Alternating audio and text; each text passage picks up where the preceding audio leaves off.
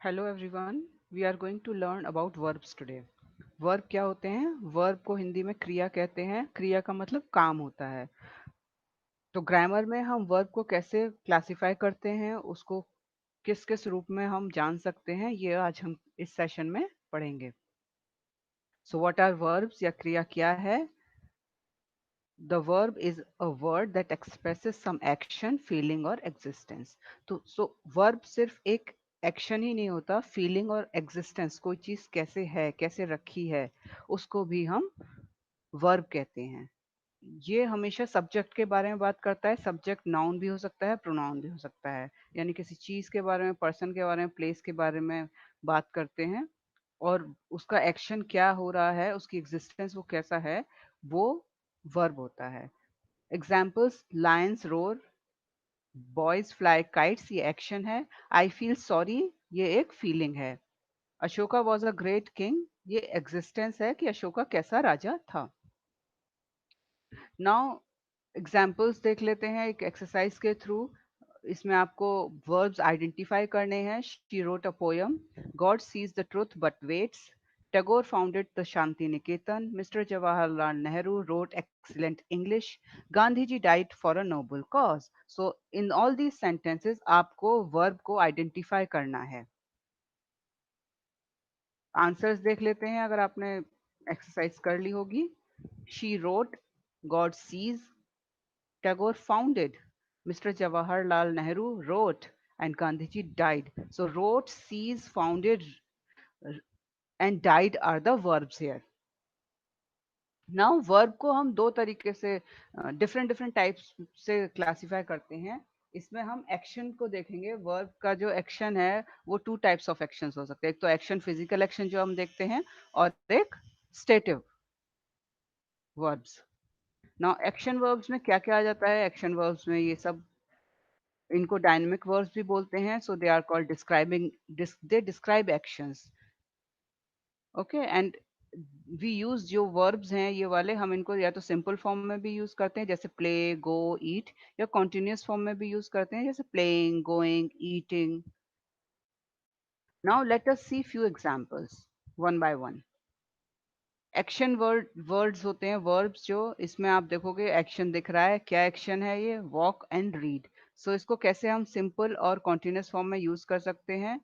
Every day I walk from home from class. So this is simple form, I am walking to the store right now. मैं अभी store जा रहा हूँ, store की तरफ जा रहा हूँ। ये इसका कॉन्टिन्यूअस फॉर्म हो गया। रीड को हम कैसे लिख सकते हैं? I read mostly historical fiction, and I have been reading a novel that takes place during colonial times. So this is again some more action verbs. Help, my sister helps me with my homework. मेरी बहन मेरी homework में मदद करती है। My father is helping me learn how to drive. मेरे पिताजी मुझे कैसे ड्राइव करते हैं वो सिखा रहे हैं, मदद कर रहे हैं। Watch, Bob watches 4 hours of TV every night. Bob 4 घंटे टीवी देखता है हर रात को। और last night he got angry at me because I changed the channel while he was watching his favorite show. So here if you see help, helping, watch, watching, action verbs को हम इस form में express कर सकते हैं। अब दूसरा type का वर्ब आता है स्टेटिव वर्ब्स। स्टेटिव वर्ब्स क्या होते हैं? ये दशा बताते हैं किस दशा में है। इट डिस्क्राइब्स अ स्टेटस और quality of something, not an action. तो ये एक्शन नहीं बताता, स्टेटस या क्वालिटी को ही बताता है। तो इसमें कौन कौन से इंक्लूडेड हैं?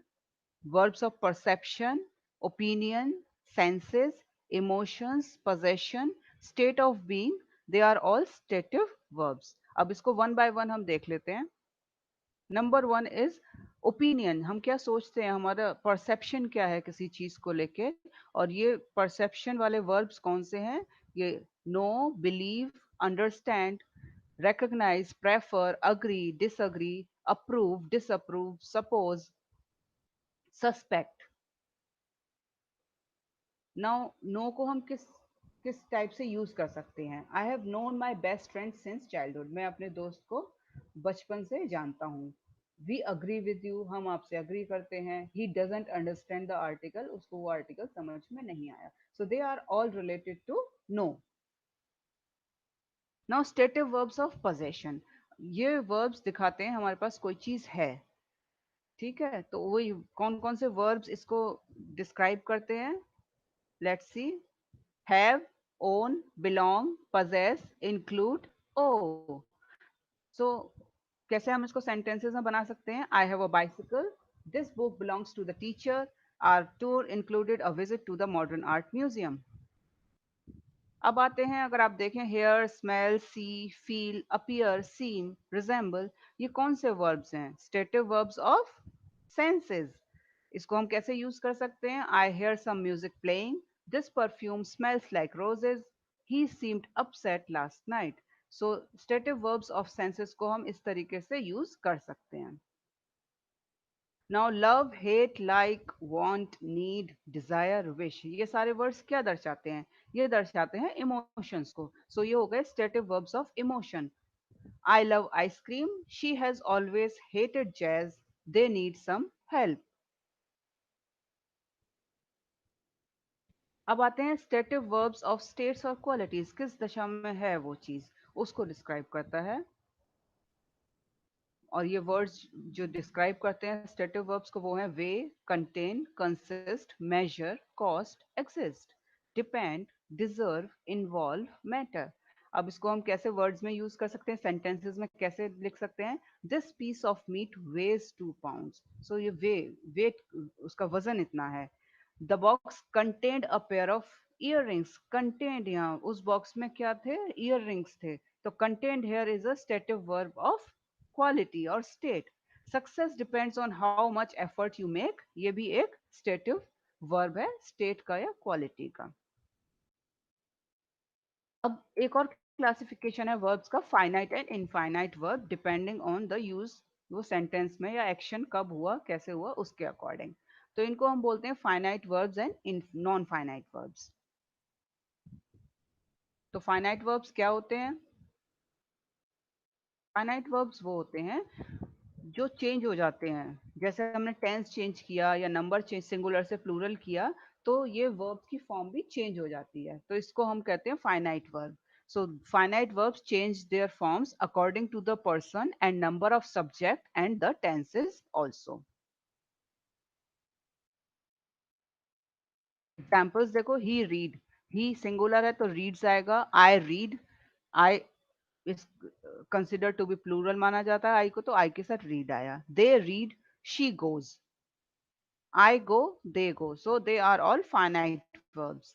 अब नॉन फाइनाइट वर्ब्स क्या होते हैं? नॉन फाइनाइट वर्ब्स वो होते हैं जो अपनी फॉर्म चेंज नहीं करते नंबर, पर्सन और टेंस के अकॉर्डिंग।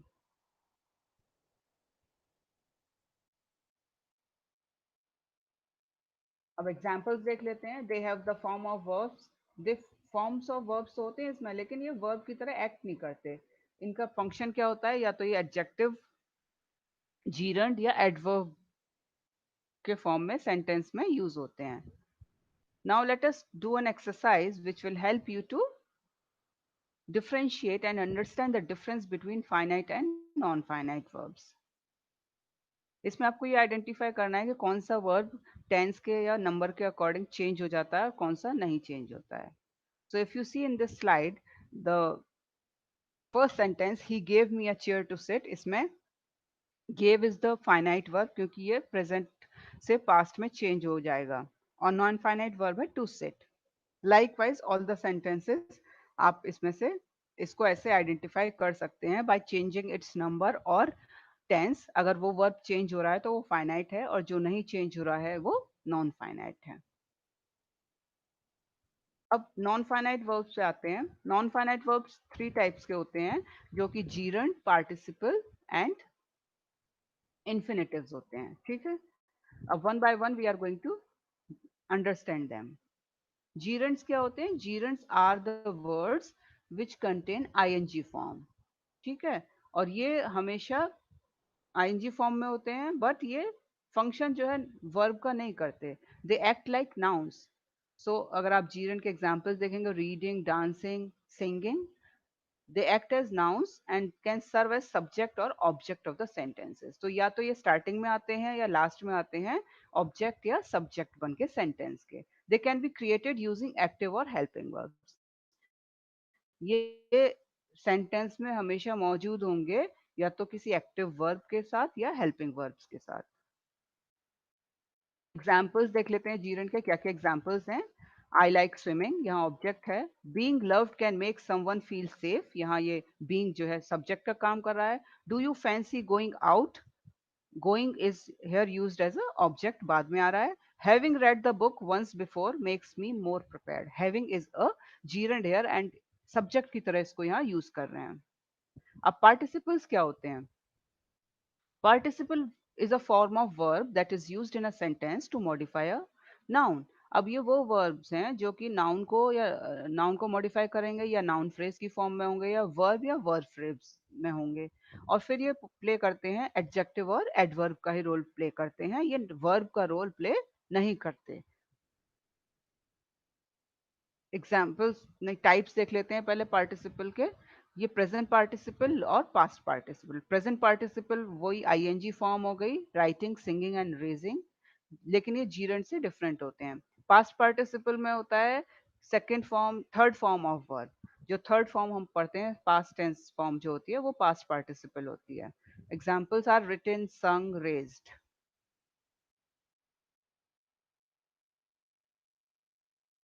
अब प्रेजेंट पार्टिसिपल का थोड़ा सा जान लेते हैं। Even though they look exactly the same gerunds but present participle do different things, तो ये भी आईएनजी है, जीरेंड भी आईएनजी है, लेकिन इनमें डिफरेंस है। क्या डिफरेंस है? As we just learn the gerund act as a noun, हमने पढ़ा है कि जीरेंड जो है नाउन की तरह एक्ट करता है। जैसे I like sleeping, sleeping is not allowed, तो यहाँ ये ऑब्जेक्ट या सब्जेक्ट बन के काम कर रहा है और ये जीरेंड है। लेकिन जब हम प्रेजेंट पार्टिसिपल में यूज करते हैं स्लीपिंग को ही, तो कैसे हो जाएगा? The sleeping girl over there is my sister, तो यहाँ स्लीपिंग गर्ल, गर्ल को डिफाइन कर रहा है sleeping, so that is why it has been used as a adjective here. Breathing heavily she finished race in first place, breathing heavily ये action को define कर रहा है, तो ये एक एडवर्ब हो गया यहाँ पे। Now when how do we differentiate between gerund और present participle? एक बार रिवाइज कर लेते हैं। When ing forms are used as verbs, adjectives और adverbs, जब ing forms को हम verb, adjective या adverb की तरह यूज करते हैं वो कहलाते हैं present participle। और present participle present, past और future को डिनोट कर सकता है जब वो यूज होता है with is, am, are, was, were, will के साथ। And when ING forms are used like nouns, जब हम आईएनजी फॉर्म्स को नाउन्स की तरह यूज करते हैं तो वो जीरंड कहलाता है। एग्जाम्पल्स देख लेते हैं। He has ruined his lungs by smoking, so यहाँ स्मोकिंग एक ऑब्जेक्ट की तरह यूज हो रहा है, तो ये जीरंड हो गया। Asking questions is easier than answering them, asking again is in the beginning of the sentence, शुरुआत हो रही है, सब्जेक्ट की तरह एक्ट कर रहा है, तो ये जीरंड है। We saw a clown standing on his head, अब हम क्लाउन को डिफाइन कर रहे हैं इससे, तो ये एडजेक्टिव की तरह यूज हो रहा है, तो यहाँ ये प्रेजेंट पार्टिसिपल हो गया। ही हेट्स स्पेंडिंग मनी, अब यहाँ मनी को डिफाइन कर रहा है, तो ये जीरंड हो गया। स्पेंडिंग मनी ऑब्जेक्ट की तरह काम कर रहा है। Waving their hands the spectators cheered the runners, अब वेविंग देयर हैंड्स किसको डिफाइन कर रहा है? स्पेक्टेटर्स को। यहाँ वेविंग आईएनजी फॉर्म है और ये प्रेजेंट पार्टिसिपल की तरह यूज हो रहा है। पास्ट पार्टिसिपल्स देखते हैं। Past participles often look very similar to the simple past tense of verb. Past participles क्या होते हैं? ये मोस्टली ईडी फॉर्म लगाकर वर्ब पास्ट पार्टिसिपल में चेंज होते हैं, और ये एक कंप्लीटेड पूरा एक्शन, जो एक्शन पूरे हो गए, जो काम पूरे हो गए उनको दर्शाता है। और ज्यादातर जो वर्ब्स होते हैं उनमें ईडी फॉर्म लगाकर हम पास्ट पार्टिसिपल में चेंज कर देते हैं। तो जो वर्ब्स ईडी लगाकर चेंज हो जाते हैं पास्ट पार्टिसिपल में उनको हम रेगुलर वर्ब्स कहते हैं। लेकिन कुछ वर्ब्स होते हैं जिनको हम ईडी लगाकर चेंज नहीं कर सकते, वो बिल्कुल डिफरेंट होते हैं। Those verbs are irregular verbs. So, however, the past participle of irregular verbs may not end in ed. Since they are irregular, they do not follow any pattern.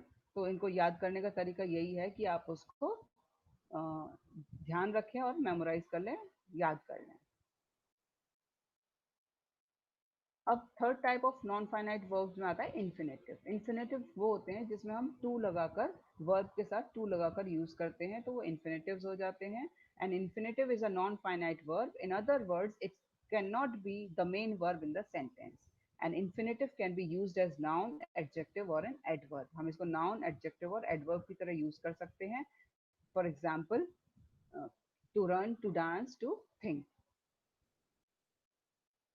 कुछ bear infinitives भी होते हैं. Bear infinitives का मतलब है जब उसमें to नहीं लगा होता लेकिन वो काम इन्फिनेटिव का ही करता है.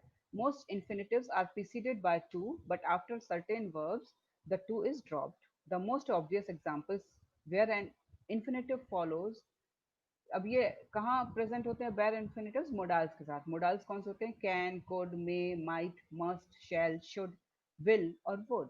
तो एग्जाम्पल देख लें. They should go home. यहाँ go is an infinitive but हमने टू यूज नहीं किया. They might finish by Wednesday. So here we are not using to, but it is a bare infinitive.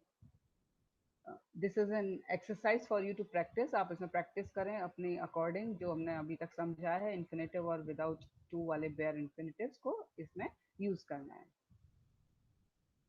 अब एक और क्लासिफिकेशन है transitive verb and intransitive verb. जब हम verb को बोलते हैं एक्शन डिफाइन करता है तो एक्शन को रिसीव कौन कर रहा है अगर हमको ये पता है तो वो वर्ब ट्रांजिटिव वर्ब्स कहलाते हैं. अ transitive verb is the one that is used with an object, a noun, phrase और प्रोनाउन. तो वो ऑब्जेक्ट नाउन भी हो सकता है, फ्रेज भी हो सकता है और एक प्रोनाउन भी हो सकता है. That refers to the person that is affected by the action. तो एक्शन से जो अफेक्ट हो रहा है वो कहलाता है वो वाले वर्ब्स कहते हैं transitive verbs. For example admire your courage. तो एडमायर वर्ब है. Admire what? Your courage. तो हमको एक ऑब्जेक्ट की जरूरत पड़ रही है. We need to maintain product quality. I could not face him today. She loves animals. तो हमको ये ध्यान रखना होगा जिन वर्ब्स को अपना सेंस कंप्लीट करने के लिए ऑब्जेक्ट की जरूरत होती है वो ट्रांजिटिव वर्ब्स होते हैं.